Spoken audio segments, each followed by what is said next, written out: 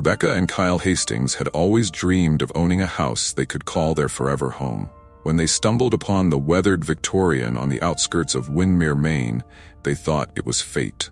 The realtor's hesitation to show them the property only piqued their interest. "It's a fixer-upper," he had warned, his smile wavering.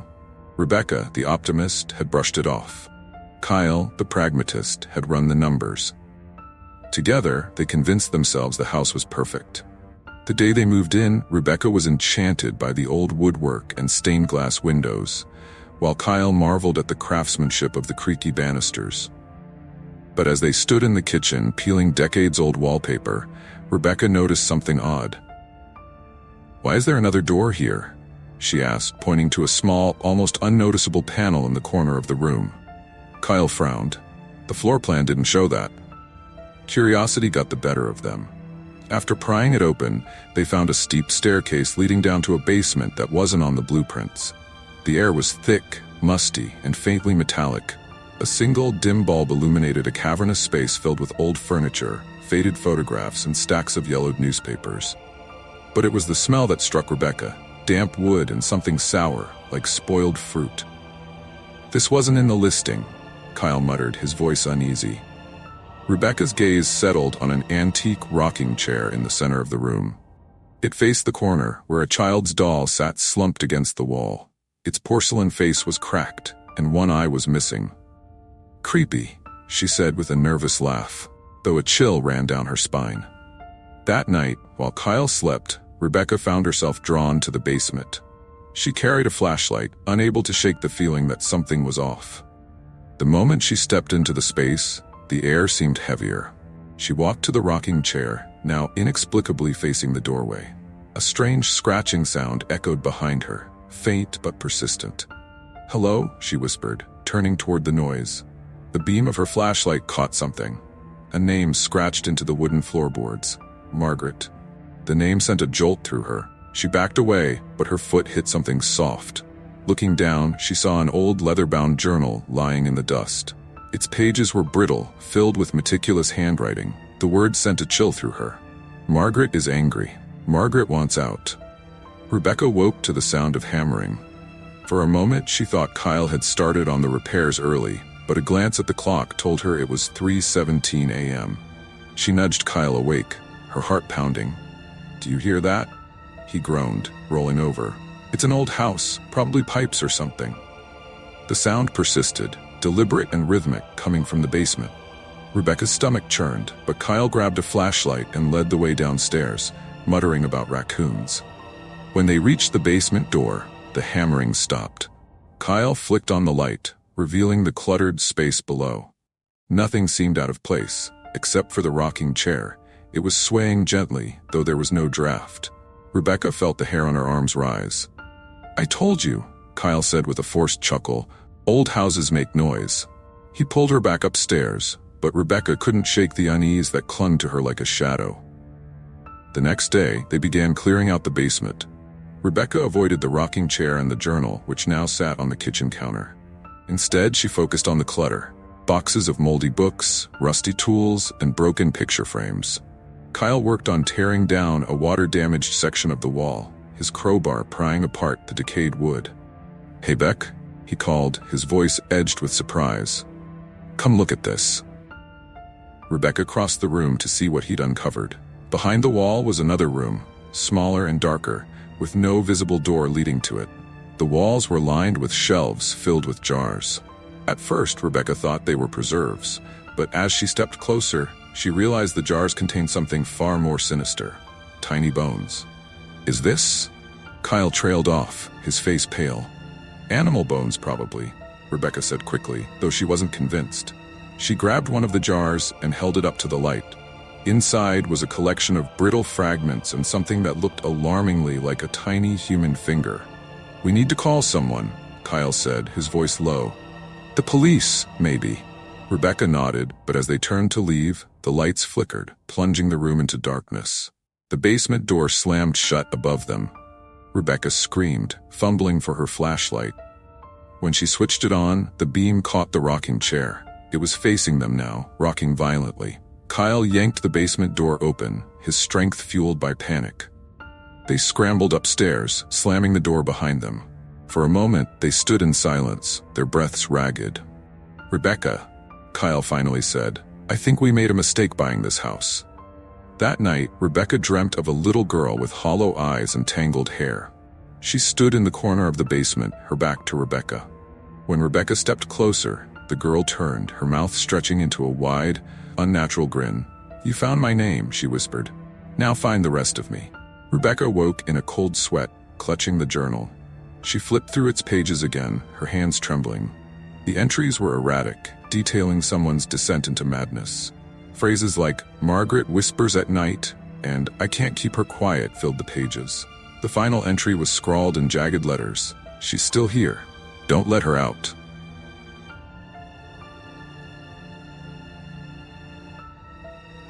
Rebecca couldn't shake the dream. The girl's hollow eyes and the chilling message seemed burned into her mind. She spent the morning sitting at the kitchen table, the journal open before her, its pages whispering of horrors she didn't want to comprehend. Kyle avoided the basement altogether, busying himself with tasks upstairs. "Maybe we should leave," Rebecca suggested, her voice unsteady as she read another passage about Margaret's rage. Kyle shook his head. "We've already sunk too much money into this place. Besides, ghosts aren't real. This is just someone's weird, creepy diary." Then explain the jars, and the chair, and the slamming door. Kyle's jaw tightened. "I don't know, Beck, but leaving isn't an option right now." By midday, Rebecca decided to clear her head. She went to the local library, hoping to find records on the house. The librarian, a kindly older woman named Mrs. Grayson, seemed startled when Rebecca mentioned the address. "Oh dear, you bought the old Whitaker place?" Rebecca hesitated. "Yes, why?" Mrs. Grayson lowered her voice, glancing around. "That house has a history. It belonged to a man named Elias Whitaker. He was eccentric, let's say, kept to himself mostly. People in town said he was obsessed with the occult, always ordering strange books and powders. When his daughter Margaret passed away from scarlet fever, he became even more withdrawn. Some say he tried to bring her back." Rebecca felt a chill crawl down her spine. "Bring her back? How?"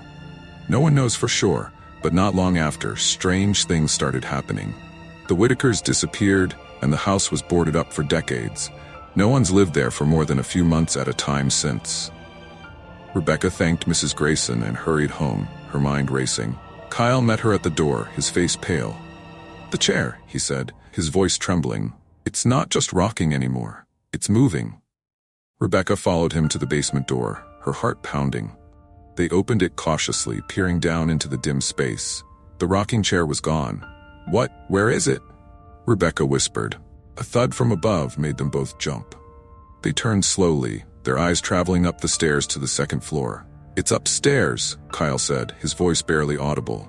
They followed the sound, their footsteps hesitant on the creaking floorboards. The thud grew louder as they approached the master bedroom. When they pushed the door open, they froze.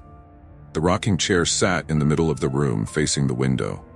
The doll that had been in the basement now rested in the chair, its cracked face turned toward them. "I'm done," Kyle said, his voice shaking. "We're selling this place. I don't care about the money." Rebecca nodded, but something about the doll caught her attention. Its porcelain face seemed different, as if the cracks had shifted. "Kyle, look," she pointed to the doll's hand. Its tiny fingers clutched a piece of paper, folded and yellowed with age. Rebecca approached cautiously, her hands trembling as she took it. The paper was covered in scrawled writing. "The body must be whole. The bones must rest together." "What does that mean?" Kyle asked, his voice tight with fear. Rebecca thought of the jars in the basement, each filled with tiny fragmented bones. I think she's still looking for her body." The lights flickered violently, and the room plunged into darkness. A child's laughter echoed through the halls, soft, eerie, and far too close. Rebecca clutched Kyle's arm as the laughter faded, leaving an oppressive silence in its wake. The darkness in the room seemed to thicken, the air heavy with a suffocating weight. "We need to leave. Now," Kyle whispered, his voice cracking. But Rebecca couldn't move. Her eyes were fixed on the rocking chair. The doll's head had turned, its single unblinking eye now staring directly at her. She tried to speak, but her voice failed her. The paper in her hand felt as though it burned, the words etched in her mind. The body must be whole. "We can't leave," she finally managed, her voice trembling. "Not yet." "What are you talking about?" Kyle's voice rose, panic edging his words. "She won't let us." Rebecca's gaze drifted to the paper, then to the door, which slammed shut with a deafening bang. The temperature in the room plummeted, their breath visible in the frigid air. The child's laughter returned, louder this time, echoing from the hall. It was no longer playful. It was mocking. The sound sent chills racing down Rebecca's spine. Kyle grabbed her hand, yanking her toward the door, but it wouldn't budge. "She wants us to finish it," Rebecca said, the realization sinking in. "The bones, she needs them to rest." Kyle stared at her as though she'd lost her mind. "Rebecca, listen to yourself. This is insane." But Rebecca wasn't listening. Her mind raced through the journal's cryptic entries. Margaret's spirit wasn't at peace, her remains scattered and stored like trinkets. The jars in the basement, each one was a piece of her. Suddenly, the room was alive with noise. The floorboards groaned as if under immense weight, the walls shuddered, and the rocking chair tipped backward before snapping upright violently. From the hallway came a sound like small running footsteps.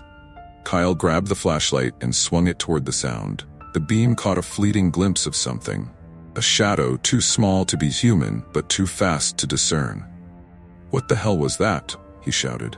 "We have to go to the basement," Rebecca said, her voice resolute despite her trembling hands. "Are you out of your mind? That's where this started. It's the only way to end it." Reluctantly, Kyle followed her, gripping the flashlight like a weapon. They descended the stairs into the basement, the air colder than ever. The jars sat on the shelves, their contents grim reminders of Margaret's fragmented existence. Rebecca began gathering them, her hands shaking so badly she almost dropped one. "Help me," she urged, glancing at Kyle. He hesitated, but then moved to her side, reluctantly picking up a jar.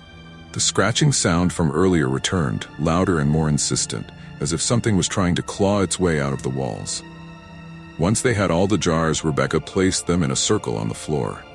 She didn't know what she was doing, but instinct and desperation guided her. She opened the first jar, pouring its contents into the center of the circle. Tiny bones clinked against one another, forming part of a grotesque, incomplete skeleton. The moment the last jar was emptied, the air grew deathly still. Then came the sound of a long, exhaled breath. The bones in the circle began to shift, assembling themselves with an unnatural fluidity. Kyle pulled Rebecca back as a figure began to rise, a small skeletal frame draped in a tattered, translucent form.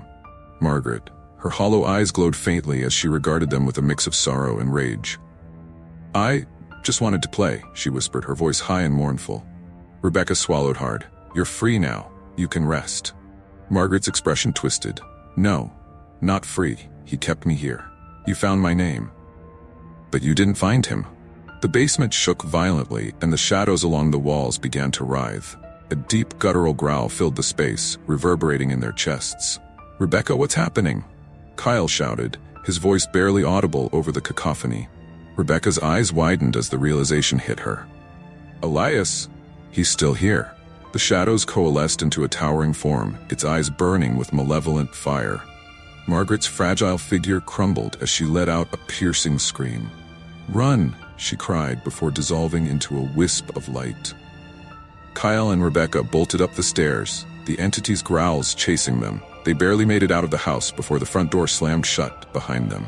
They stood in the driveway, gasping for breath as the house groaned, its windows shattering one by one. The next morning, the house stood eerily quiet, its windows intact as if nothing had happened. Rebecca and Kyle didn't bother to collect their things. They drove away, leaving the cursed house behind. Weeks later, a new listing appeared online for a charming Victorian fixer-upper.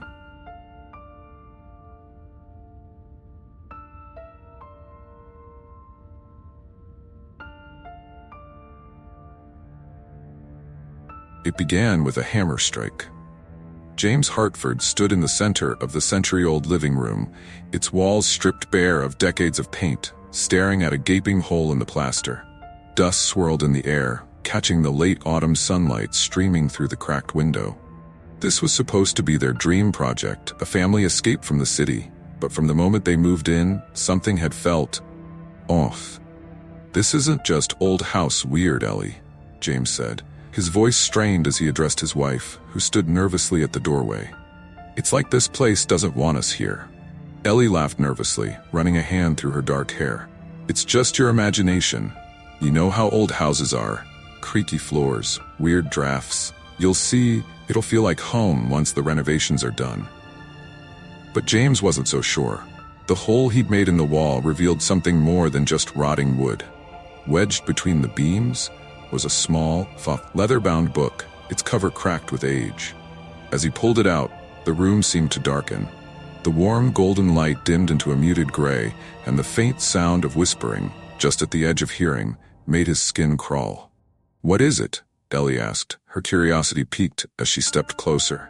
James held up the book, its cover embossed with an unfamiliar symbol, a series of interwoven circles surrounding a single jagged line. He opened it cautiously, revealing page after page of tight, meticulous handwriting. The ink was faded, the words written in a language neither of them recognized. "Latin, maybe?" Ellie suggested. "I don't think so," James muttered. The letters didn't sit still. They seemed to squirm and shift on the page, almost as if they were alive. He slammed the book shut, shivering despite himself. "We should put this back. This feels wrong." Ellie rolled her eyes but didn't argue. The book was set aside on the mantel, forgotten for the moment as James returned to prying away plaster and Ellie disappeared into the kitchen to unpack. But the whispers followed them. That night, as they lay in bed in the master bedroom, once the estate's library, the whispers grew louder. "Do you hear that?"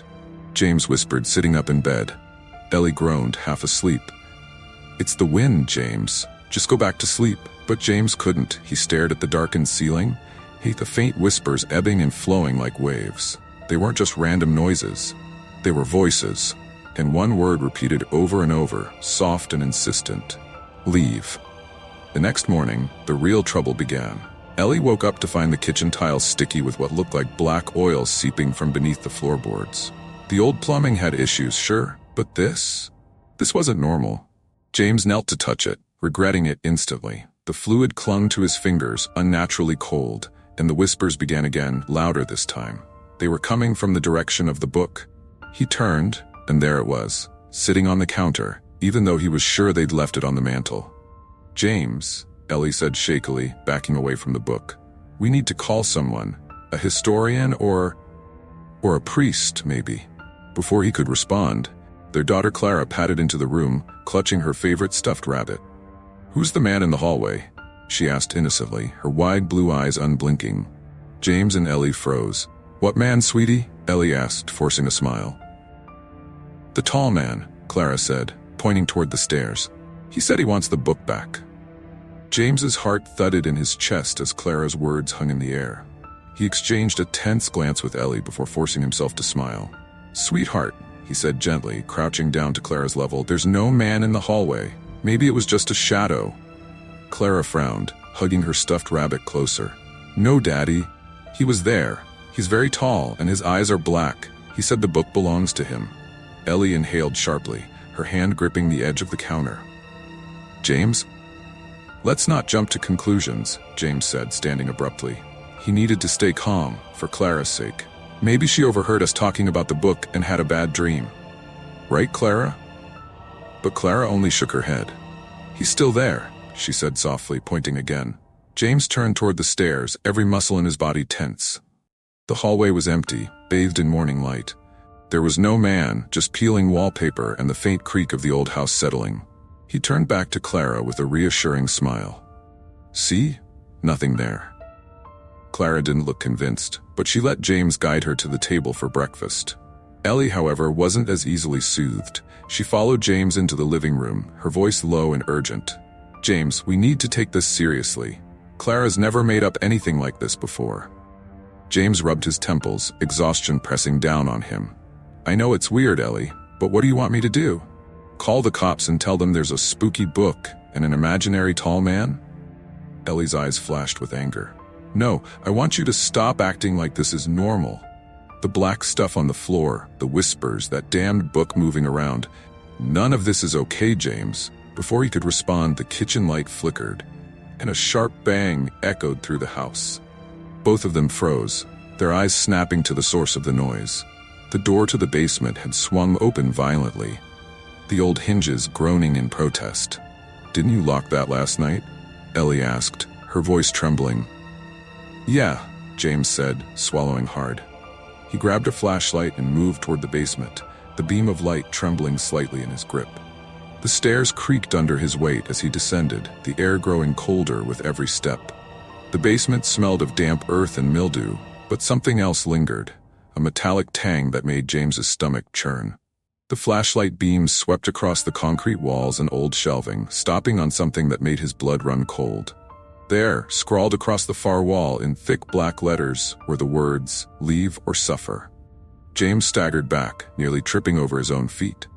"Ellie," he called, his voice cracking. Ellie appeared at the top of the stairs, her face pale. "What is it?" "Don't come down here," James barked, slamming the basement door shut as he emerged. "We're leaving, today." Ellie didn't argue. She could see the terror in his eyes. They quickly packed bags, but as James was loading them into the car, Clara appeared at the front door, her face serene. "I don't want to go," she said. "Sweetie, we have to," Ellie said, her voice breaking. Clara shook her head. "He won't let us. He says the book is his, and he doesn't like it when people leave." Ellie crouched down, gripping Clara's shoulders. "Who, honey? Who says that?" Clara's gaze shifted to something behind them, and her lips curled into a smile. "The tall man." Ellie spun around, but there was nothing there. Just the shadow of the porch railing against the front yard. James didn't wait. He grabbed Clara and strapped her into the car seat, slamming the door shut. "We're going. Now."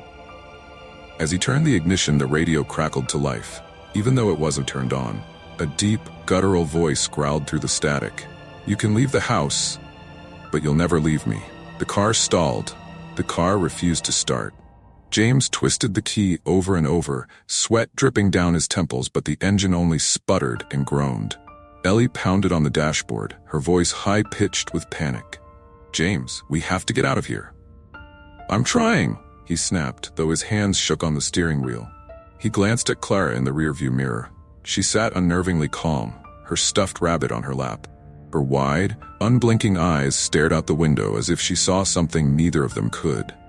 "The tall man's coming," she said softly, her voice barely audible. James's blood ran cold. He turned to look out the back window, but the yard was empty, just the overgrown grass swaying in the wind and the skeletal trees framing the house. Still, the air felt heavy, oppressive, like a storm was about to break. "Out of the car," James barked, throwing open his door. "We'll run if we have to." Ellie didn't argue. She unbuckled Clara and grabbed her hand, pulling her out of the car. The three of them sprinted toward the road, their shoes crunching on the gravel driveway. Behind them, the house loomed, its broken windows like dark, unblinking eyes. But they didn't make it far. The air turned frigid, and the shadows under the trees deepened unnaturally.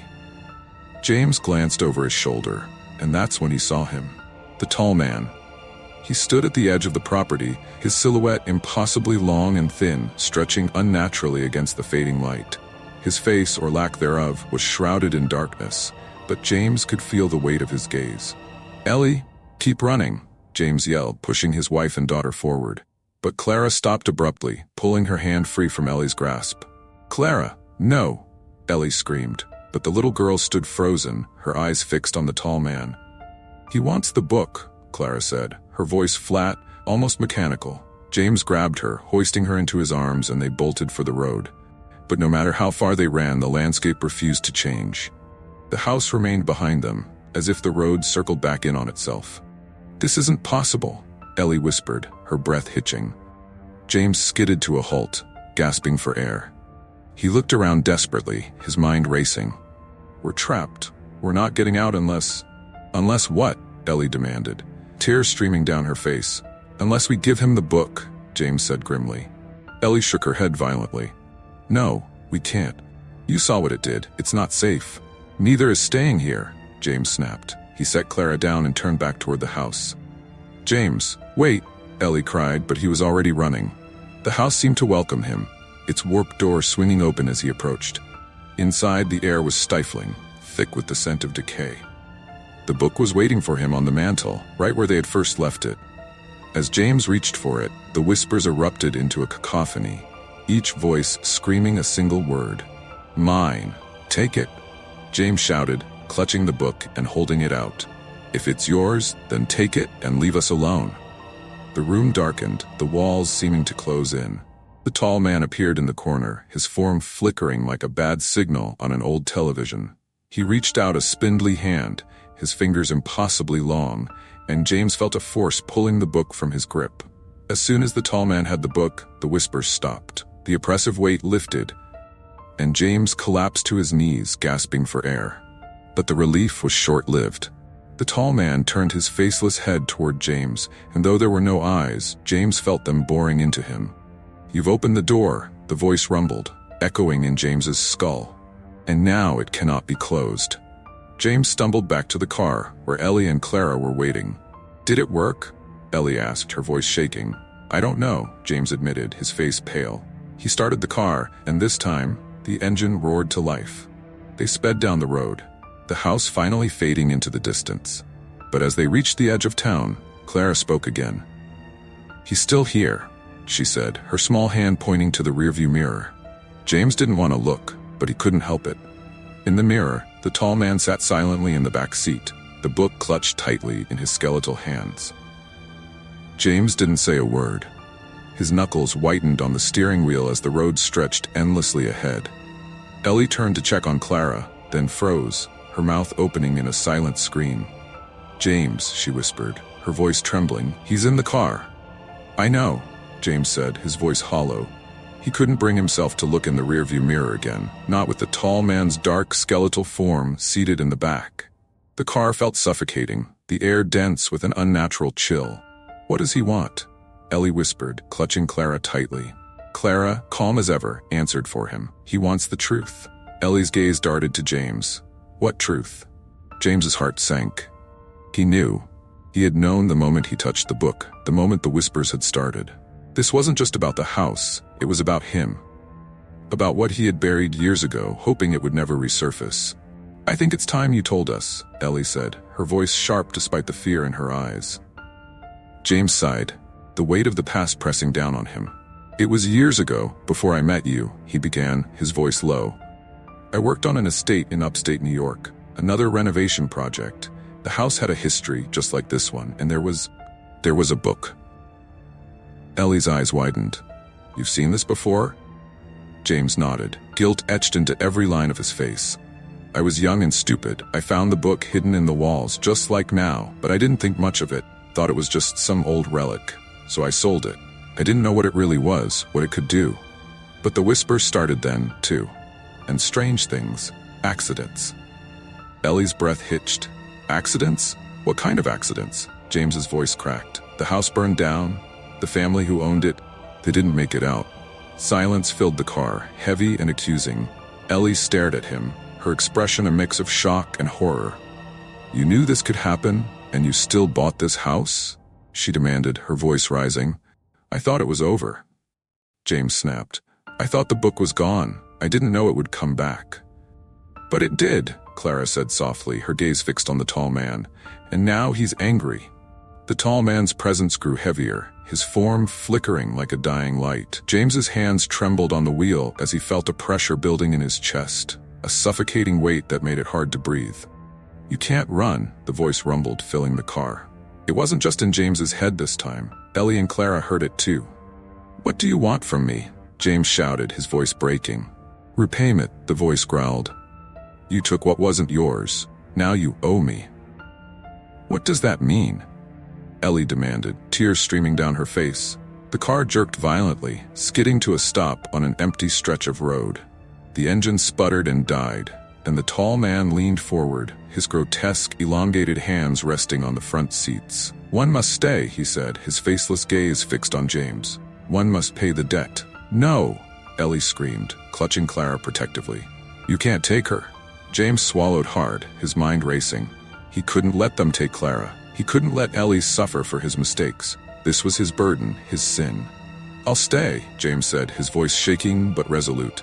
"Take me." The tall man tilted his head as if considering the offer. The air grew colder, the windows frosting over as the entity loomed closer. Agreed. James turned to Ellie, his eyes glistening with tears. Get Clara out of here. Go. Don't stop until you're far away. No, Ellie sobbed, gripping his arm. We can figure this out. There has to be another way. There isn't, James said firmly.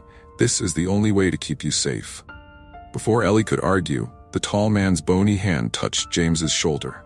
The world seemed to shatter like glass, the car, the road, and Ellie's cries fading into darkness. James awoke in the house on Weaver Lane. The rooms were silent now, the oppressive whispers gone. But he wasn't alone. The tall man stood in the corner, the book in his hands. This is your home now, the entity said, its voice echoing. James realized with dawning horror that he wasn't dead. He was trapped. The house had claimed him, just as it had claimed so many before. Somewhere far away, Ellie and Clara drove into the sunrise, unaware of what lay behind them. But as they crossed the town's border, Clara glanced back, her small voice breaking the silence. Don't worry, she whispered to her stuffed rabbit. We'll see Daddy again, he promised. Ellie gripped the wheel tighter, her tears blurring the road ahead. She didn't see the shadow following them, stretching long and thin across the asphalt.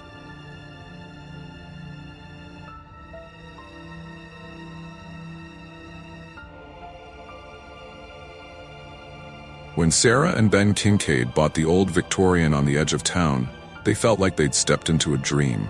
Towering turrets, stained glass windows, and a wraparound porch that groaned with charm. It was everything they'd ever wanted. Sure, the house needed work. The wiring was ancient. The plumbing groaned like a haunted windpipe. And there was a peculiar smell of damp wood and iron that never quite faded. But to Sarah, who grew up in a cookie-cutter apartment complex, this house was magic. This place has soul, Sarah whispered, running her fingers along the banister of the grand staircase. Its wood was warped and splintered in places, but the craftsmanship spoke of another era. Ben, ever the skeptic, smirked. This place has termites. 3 months later, armed with a modest renovation budget and dreams of turning the Victorian into their forever home, the couple dove in. They started in the kitchen. The cabinets were falling apart. The linoleum floor had peeled up in corners, and the walls were covered in a hideous floral wallpaper that seemed to taunt them. Ben took the first swing with the hammer. The sound echoed unnaturally through the house, like the structure itself was wincing. As chunks of plaster rained down, Sarah noticed something odd. Behind the first layer of drywall, there was another wall, older, made of wooden planks blackened with age. What is this? Ben muttered, prying at the planks with his crowbar. The more they tore down, the more they found. Beneath the modern drywall was a layer of grotesque carvings etched into the wood. Faces twisted in agony, eyes that seemed to follow them. A snarling wolf, its mouth open in a silent howl. This is disturbing, Sarah said, stepping back. The carvings were detailed, too detailed for something hidden behind a wall. Why would anyone? I'll tell you why, came a voice from the doorway. The couple jumped, turning to see Mr. Lyle, the old man from 2 houses down. He was a wiry man with a face like dried leather and a permanent squint. He hadn't been invited in. Hi, Ben said awkwardly. Did you need something? Mr. Lyle didn't answer. His eyes were fixed on the carvings, his expression unreadable.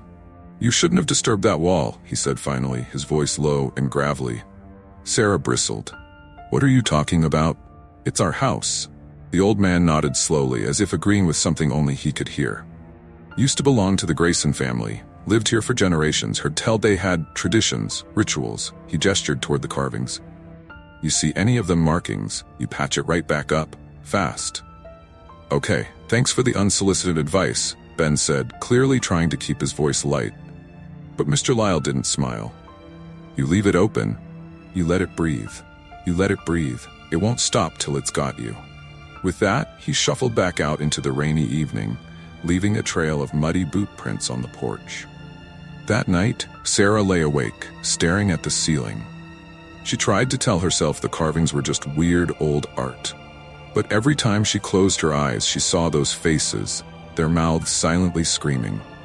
From somewhere deep within the house, she thought she heard a faint creak, like footsteps on the old wooden floor.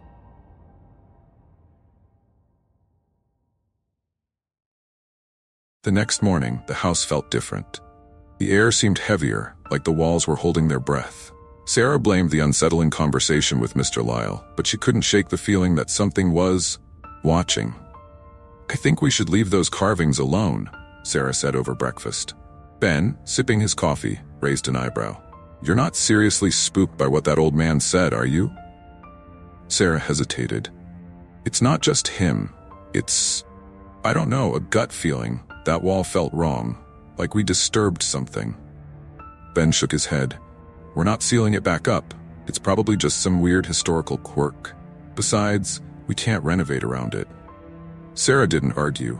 She spent the rest of the day sanding cabinets, trying to push the carvings out of her mind.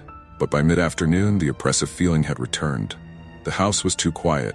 Even the usual sounds, birds chirping outside, the hum of the fridge, seemed muted. Then came the knock. Sarah jumped, dropping her paintbrush. She ran to the door, heart pounding, but no one was there. The street outside was empty, save for a few dead leaves skittering along the sidewalk. She frowned and closed the door, locking it for good measure. "Probably just kids," she muttered, trying to reassure herself. That night, Ben decided to pry up some of the kitchen floorboards to inspect the foundation. Sarah hovered nearby, a glass of wine in hand. "Just be careful, okay?" Ben rolled his eyes but didn't reply. He wedged the crowbar into the first board, grunting as he pried it loose. The smell hit them instantly, an acrid stench of decay that made Sarah gag. "What the hell is that?" Ben muttered, pulling back more boards. Beneath the floor was a hollow space, no more than a foot deep, filled with something that glinted faintly in the dim light. "Are those bones?" Sarah whispered, stepping back. Ben reached down and picked up one of the objects. It wasn't a bone. It was a doll, its porcelain face cracked and stained. Its glass eyes were missing, leaving two dark, empty sockets. More dolls lay scattered beneath the floor, some missing limbs, others charred as if they'd been in a fire. "This is seriously messed up," Ben said, dropping the doll back into the hole. Sarah's stomach churned. What kind of people keep something like this under their floor? "Maybe it's just old junk," Ben offered, though his voice lacked conviction. Sarah crouched down, shining her phone's flashlight into the space. That's when she saw it, a small, yellowed envelope wedged between two of the dolls. She reached for it, her fingers trembling. Inside was a single piece of paper, brittle with age. The handwriting was spidery and uneven, but the words were clear. "Do not let it out. The walls are its prison, not yours."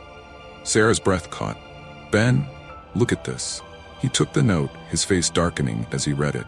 "It's probably some stupid prank," he said, though his hand trembled as he handed it back.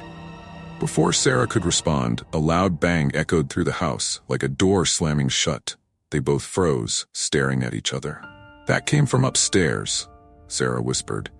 Ben grabbed a flashlight, motioning for Sarah to follow. They crept up the stairs, their footsteps barely making a sound on the worn carpet. At the end of the hallway, the door to the master bedroom stood ajar, though neither of them had opened it that day. "Stay behind me," Ben said, pushing the door open. The room was empty, but the window was wide open, letting in a cold breeze that made the curtains billow like ghostly arms. "I thought we locked this," Sarah said, her voice trembling.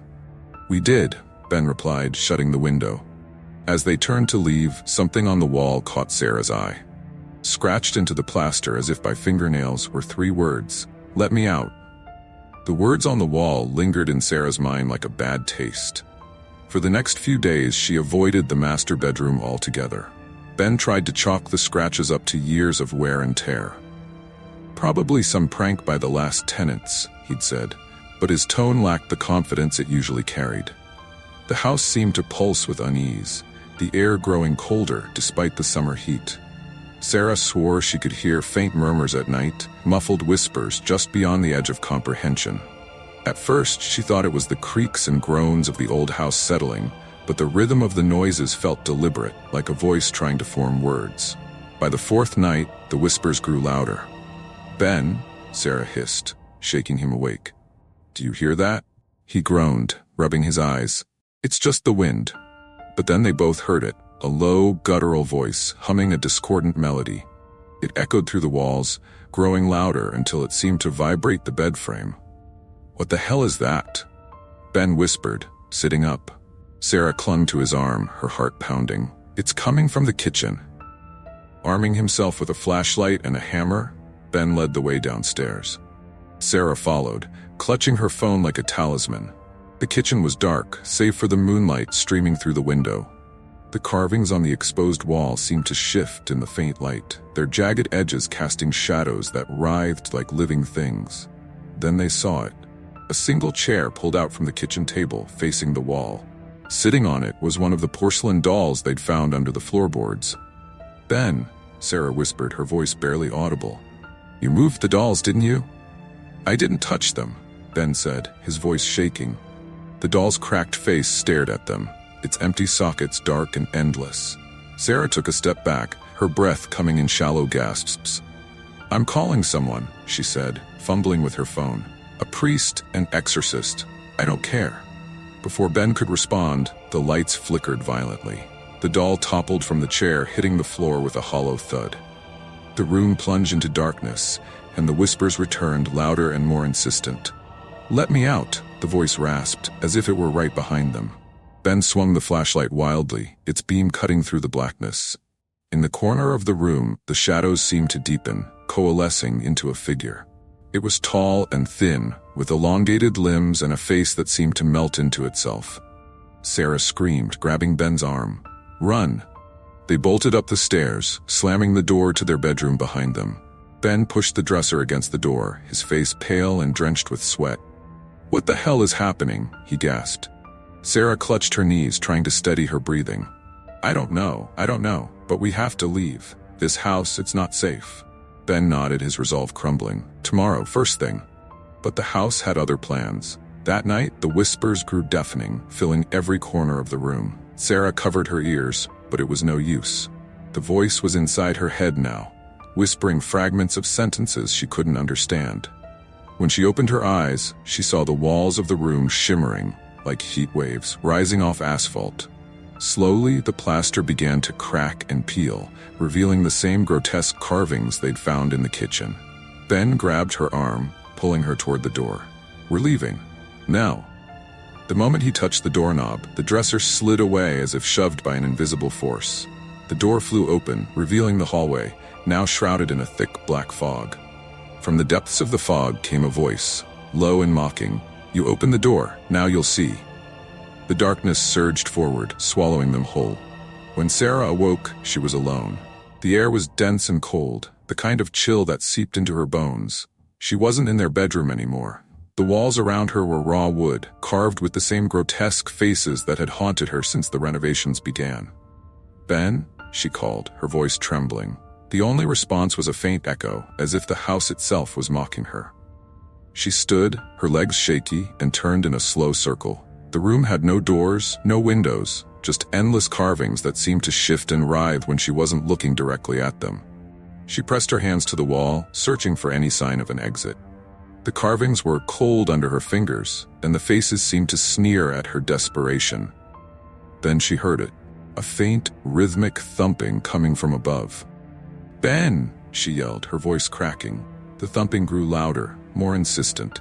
It wasn't footsteps, it was the sound of hammering. Sarah's stomach dropped. The renovations. She remembered the first swing of Ben's hammer, the way the sound had echoed unnaturally. Whatever they had disturbed, it wasn't done with them yet. Suddenly, the wall in front of her splintered, a jagged crack spreading like a lightning bolt. From the darkness beyond, a pale hand reached through, its fingers impossibly long and twisted. Sarah screamed, stumbling backward as the hand clawed at the air. A voice followed, low and guttural, dripping with malice. "You shouldn't have opened the walls." She turned and ran, her bare feet pounding against the warped wooden floor. The corridor stretched endlessly, the faces in the walls twisting and shifting as she passed. The whispers were deafening now, overlapping in a cacophony of rage and sorrow. At the end of the corridor, she saw a faint light, a flickering, desperate glow. She sprinted toward it, hope blooming in her chest. But as she reached the source, her heart sank. It was the kitchen. The room was wrong. The carvings now covered every surface, and the dolls from beneath the floorboards sat in a perfect circle around the room. In the center stood Ben, his back to her.